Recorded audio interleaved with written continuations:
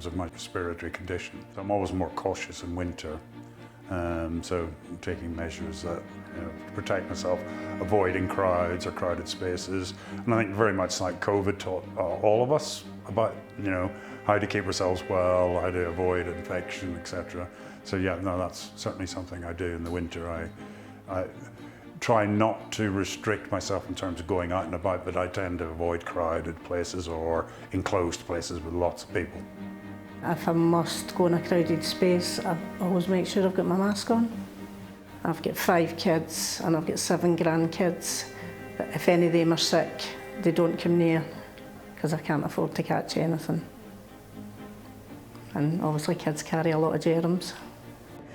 Everyone wants to see their family, don't they, or their friends, but if that family or friend that you're meeting has got a really heavy cold and is coughing and spluttering everywhere, you probably don't want to see them on that day.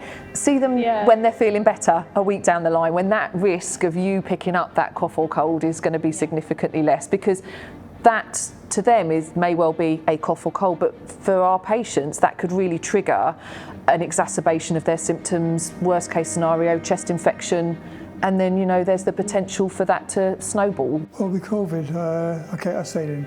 I kept away from crowds. If it's too many people around, in close confined space, indoors, I'd wear a mask.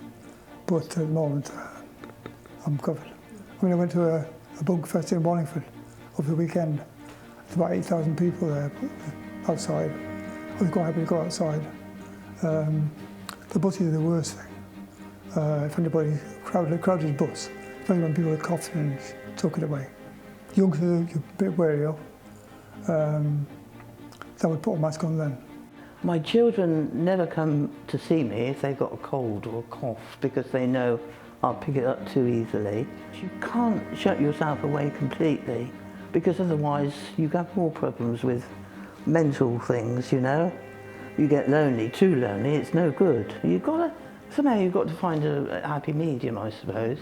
And if you get your food online, like you can easily these days, you stop that one place where you could pick up a lot of germs. And if you can do a lot of that online and only do a little bit in supermarkets, I think you're better off in the winter. With crowded spaces, if you're going into, say, a supermarket or anything, yes, wear a mask. But if you're wearing a scarf, that will protect you as well. And always make sure that if you're able to clean your hands and everything like that when you're in supermarkets, because you don't know how many people have gone in or touched the trolley or the basket. Have they cleaned their hands or anything? Have they coughed on it? Best either wear gloves, normal cold weather gloves, or have a sanitizer solution and just do your hands, wipe down the trolley or basket and carry on. I think obviously people are used to living with their condition and the fluctuations day to day, but there are certain measures they can put in place to anticipate if problems occur.